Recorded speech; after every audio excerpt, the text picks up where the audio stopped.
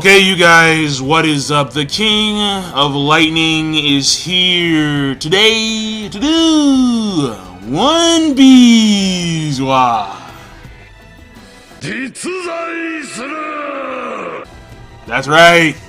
One Piece episode 636 review.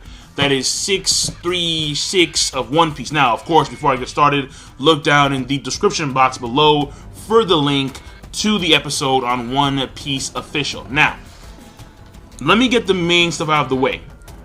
The pacing was slow. It was, as usual, utterly slow. And mainly because there was a lot of OST and walking hype. I mean, there were moments where it was just Bellamy walking, and it was like a stat chart. Yeah, Bellamy.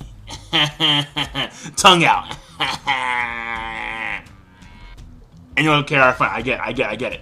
Then there was the scene where, like, the ramp to the Coliseum ring was retracting, and that took forever. I'm like,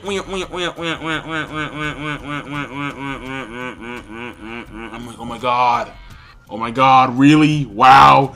And then there was Don Chinjiao steps, like, like, all the big dudes have, like, the same sound. Like, Kuma, Gecko Moria, Don Chinjiao, just all the big dudes in One Piece have, like, that same step. And I'm like, what the hell is that? So, I mean, whatever. There's basically, because of a lot of OST hype and dragged out scenes, the pacing was slow. Animation, well, I mean, the scenery, I suppose, is nice. But, I mean, the scene where it came to the fighting fish doing their thing, that was pretty well animated. But the fighting in the ring,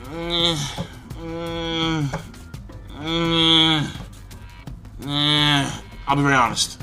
However, when it came to the scene with the past, like a flashback of Elizabeth, oh my, I'll get to that real soon. Holy, this hype, man, this mad hype. Alright, then when it came to the overall story progression, the fact that we actually stuck with one part, I thought was awesome. Because a lot of times, Toei, Oda, whichever way we want to go with that, they're everywhere. It's like, oh, like we're here, then we're here. It's like, oh my god. And a lot of times in the manga, mainly the manga, it seems very clustered at some points in time. However, there's a particular reason why that is, and I've talked about it, but I think a lot of people who are casual fans of One Piece, or people who are trying to get into One Piece, they don't understand this notion. And it's not really a notion that's prevalent up until a certain point in time in the story.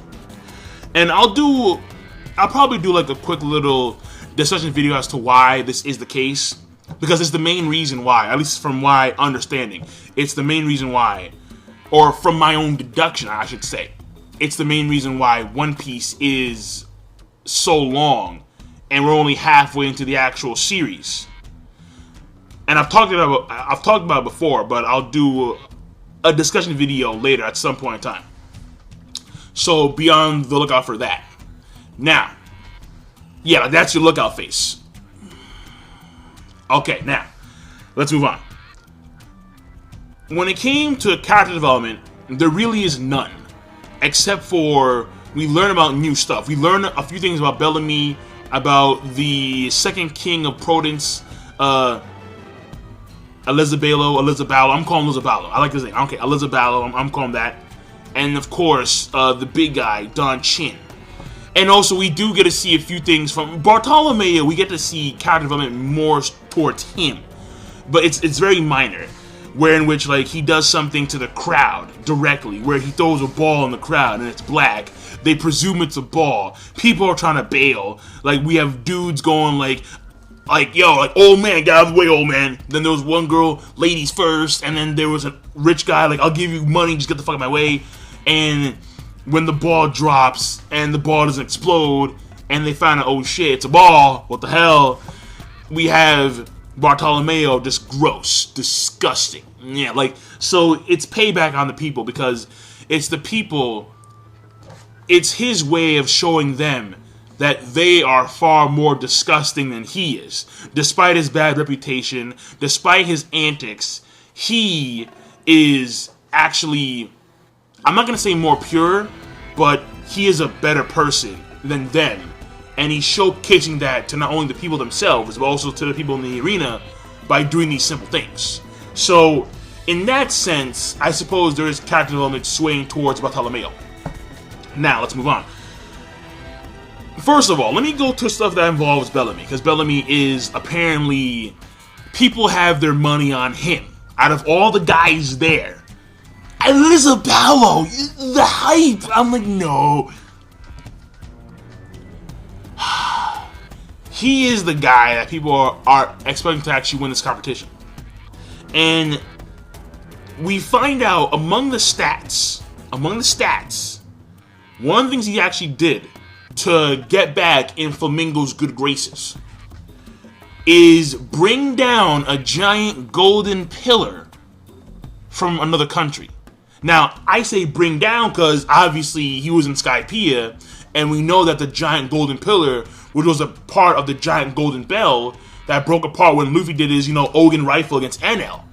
So, notice how Oda is bringing back relevant stuff. I mean, he's bringing back stuff that was relevant, like, so many years ago. Like, Skypiea was probably, like, 2004, 2005. Like, way back when. So, 10 years ago, he's bringing stuff back from 10 years ago. That's nuts.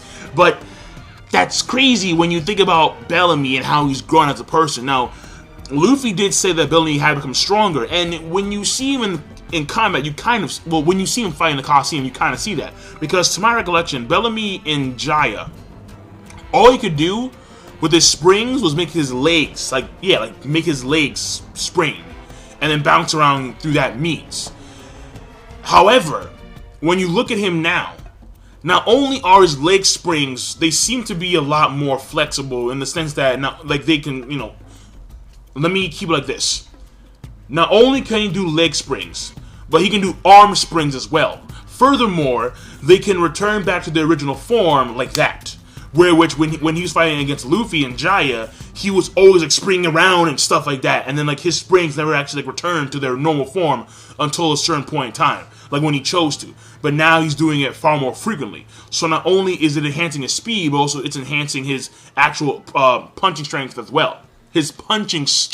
well. There we go. And what I must point out is that the fact that if Bellamy actually carried the giant golden pillar in Skypiea down to the New World and gave it to Flamingo as a gift, as a way to wash away his transgressions against Flamingo and the Don Quixote pirates. How physically strong is Bellamy? I mean, if he was able to carry that giant golden pillar by himself, that means that his physical strength is rivaling Garp. Well, no, that's a stretch, because Garp, he's able to throw massive iron balls. Huge, titanic iron balls. Yeah, Koapa. But it's still impressive when you think about it. So Bellamy has grown combat-wise, physically. But at the same time, when you see him and he's, going against this dude, Tank. Like, Tank to me just seems like pure fodder. Like, this guy's a loach. Like, he would get his butt whooped by someone like Don Krieg. Don Krieg would mess up Tank. I don't care if Tank is New World. Tank just looks crappy. He really does. Like, oh, Iron Ball, yeah. Oh, yeah. I'm like, get out of here. Like, who are you? Don Krieg would whoop him. All along would rip that thing apart. You'd bite that thing in pieces. And then systematically break him down. So Tank to me is whatever. And the fact that Tank was able to actually block Bellamy's punch, I don't know. It's throwing me off. Now, let's move on, though. That's number one. There's a lot of hype going for Bellamy. And Bellamy was able to bring down the Golden Pillar. How he did it specifically, I don't know. But if it was actually done physically by himself, since he said that his pirate crew left him, his boys left him, that means that he must have gone by himself. So, I mean, maybe, because I don't know if the Skypians actually gave him the Golden Pillar.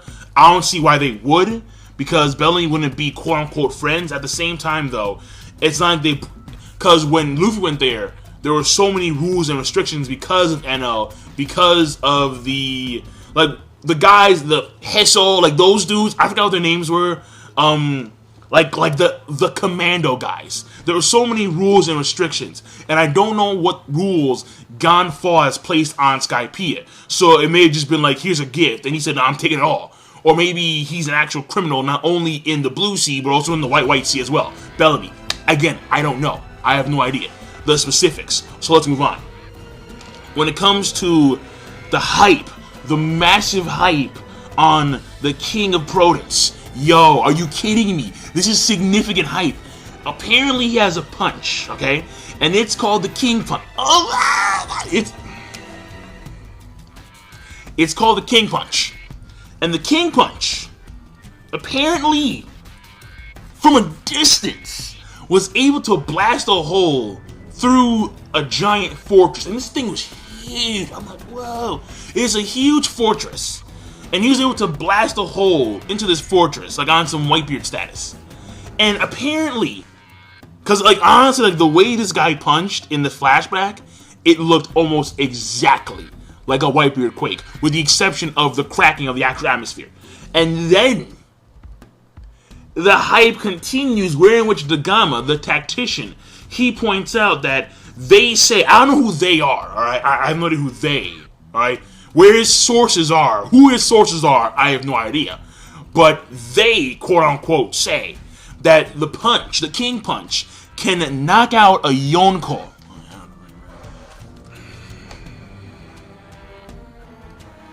You're gonna tell me that this thing can knock out Shanks? No.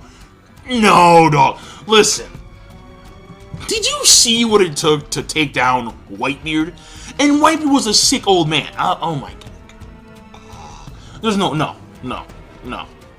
And plus, look at Blackbeard. Blackbeard is built to take stuff. He's taken shockwaves from Sengoku constantly. Whitebeard had Blackbeard pinned down, face in bedrock, like, and he's like, no, don't do it, Pops. And then Whitebeard gave him a point-blank face frontal quake, and he still got up. And that was 2 years ago. Now they're probably even more powerful. Blackbeard, definitely. Shanks, we have no idea what he was to begin with. Same goes for Big Man for Kaido. So, you're going to tell me that this punch can knock out a Yonko? I have no idea. But the hype is immense. I mean, again, from a distance. And you see, like, yeah.